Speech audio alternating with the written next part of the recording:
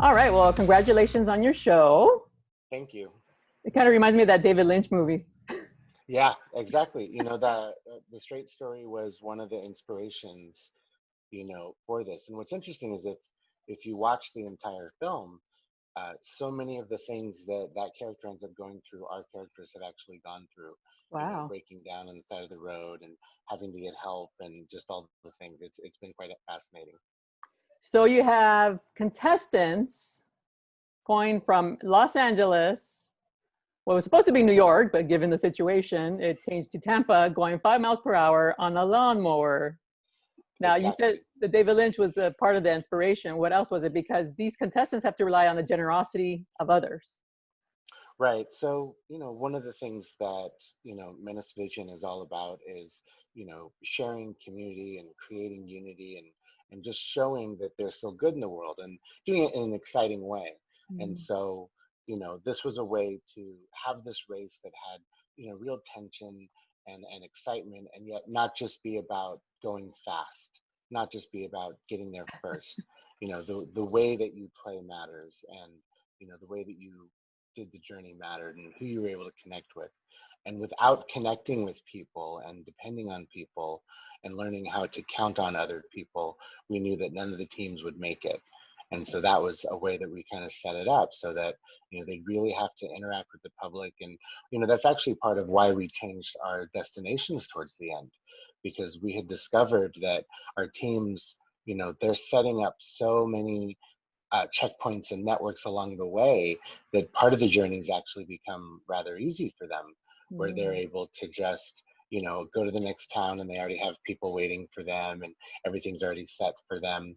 And so in the end, when we said, oh, by the way, all the network you've set up, all the little tricks you had up your sleeve, they're all out the window, it kind of gave this whole new level of jeopardy to the race, because now they're going to have to set up new networks and new routes and really depend on each other as partners more than anything else.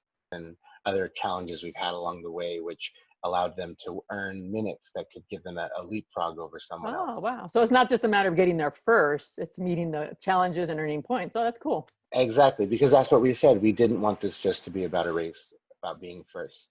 Because if it was that, then someone could just, find someone to tow them across the country and ignore the communities and stop connecting with people. So we really gave them, specific guidelines by which they could be moved and helped.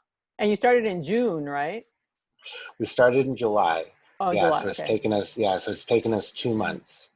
And how did you, because of the pandemic, I mean, what kind of hurdles did you have to, I mean, I'm sure this was planned, way in advance, and then this Of course. threw a wrench in it. So how did the pandemic affect it? And how did you screen people and all that stuff?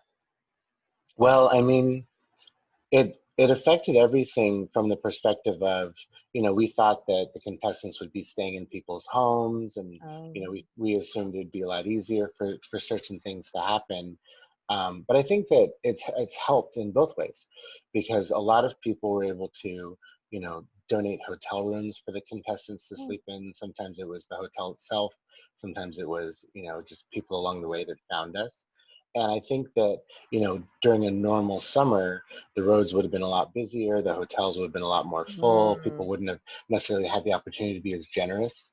I also think that, we ended up very happily, but we ended up being a little bit of a beacon of hope for some people, saying, wow, like the world can go on and there is still stuff happening, and everything isn't about, locking yourself away in a tiny apartment and never seeing anyone or speaking with anyone. And so that's been one of the biggest adjustments on set. From the practical perspective, we screen on set. We have, thermometers and things like that to kind of check people and make sure that people are symptom free. And then we just kind of mirror the protocols of the people we interact with. Now, is your crew in a van off to the side just recording, or who's recording? No, so we have 5 cameramen, and they're all following a single team, and they each drive an RV.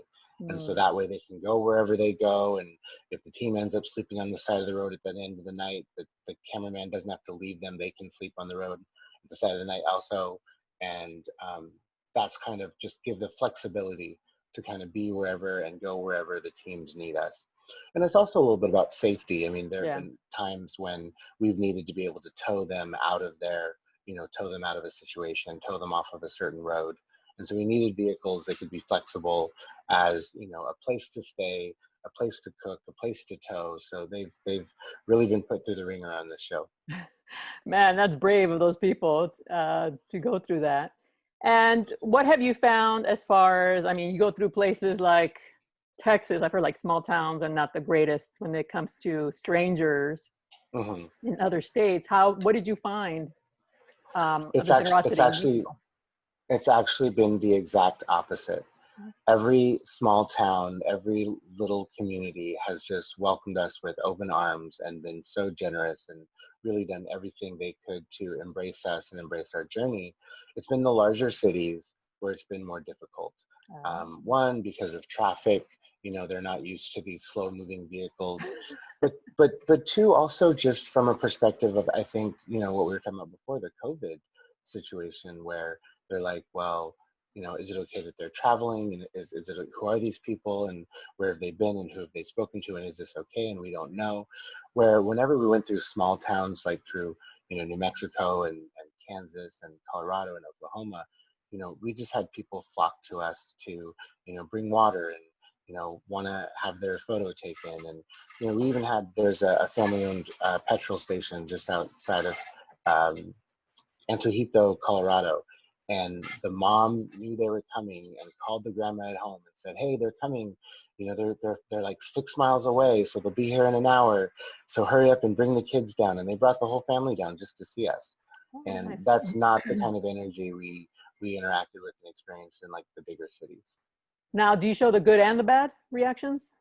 Without a doubt. So, I've really explained to people that this is a docu-series, much more than a reality show. We're Hmm. not doing retakes when something doesn't go our way, or if there's an argument that happened off camera, we don't stage it to have it re-happen on camera. We're here to capture the moments of the journey. We're here to capture whoever they interact with. We've had, run-ins with some local law enforcement who were, less excited about us being out and about and, a little more aggressive in wanting us to get out of their neighborhood, get out of their community, whatever it is. At Hmm. the same time, we've had police escorts, with fire trucks, and they turned it into a parade and just said, "Hey, everybody, look at what's going on in our town right now." As far as like local individuals, just communities and individuals like that, we really didn't, at least not yet. We haven't had any really negative interactions. Wow, We've I find that surprising. That's it is, reverse. it is, and that's the opposite of what most people were expecting, and that's one of the things we were so happy to find out here, and one of the reasons we were so happy to be out here. You know, one of our more famous stories is in our episode 14, Chicken Soup for the Mo, where a woman who's been in a wheelchair for a decade, made her husband chase us down because she had cooked a giant pot of chicken soup because Oh, she knew that it was cold and windy and rainy outside and that we needed to be taken care of.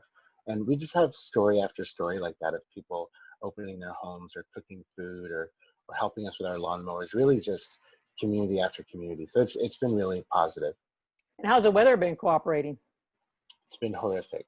I Really? mean, I say that, I say that it's a little bit different now, obviously, with the fires that are going on in California and in the West, and with the terrible snowstorm that hit, Colorado and New Mexico. Oh, that's We right. missed those, but we had triple digit weather every single day, trying to get out of California through the Mojave, through Arizona. And then when we got in Arizona, it's raining on us. When we were in Colorado, we had hail the size of golf balls hitting us.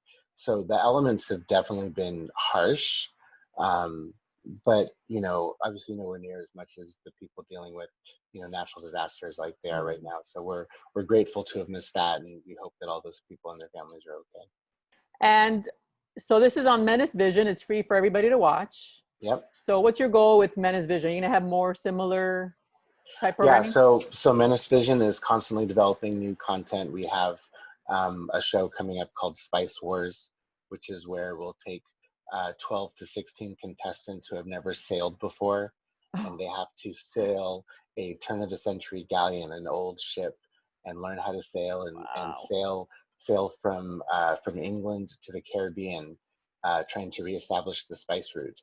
And so we'll film that. And then, we have a show called Under Pressure, which we're developing, which is about, a group of people having to stay in an underwater habitat. Oh We're gosh. exactly.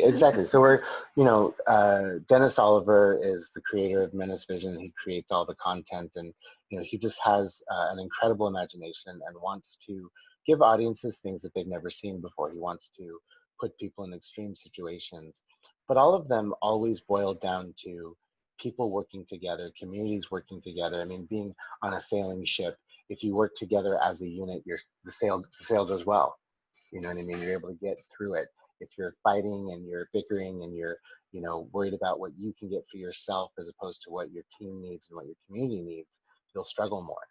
And so Yeah. everything we do is kind of that. And we really want to be an alternative programming venue where families can come and watch the programming and know that it's going to be clean and fun and enjoyable for everyone, as opposed to having to worry about, what are they going to put on the TV next and what are we going to see next? And is my family going to be okay with that? We always have an angle to it. One of the things Yeah. we're preparing right now is called the Jet One Cup, and Mm-hmm. it's basically going to be laser tag in airplanes on a collegiate on a collegiate level, where Wow. students are going to be able to literally dogfight for the chance to represent their school in a national tournament. And so they're in the plane, they're flying, they have the controls. They don't have a pilot's license. They're not trained other than the half hour of this is the stick and it goes this way and that. But what we have is the 2-seat plane with the control seat in the back where our trainers are, and they Mm-hmm. have full control. They have full control of taking off and landing, and can take control of the plane at any time. But while they're up there, the students get to fly. And again, it's something you haven't seen before, and that's why Menace Vision says you haven't seen it all. That should be called Daredevil Vision.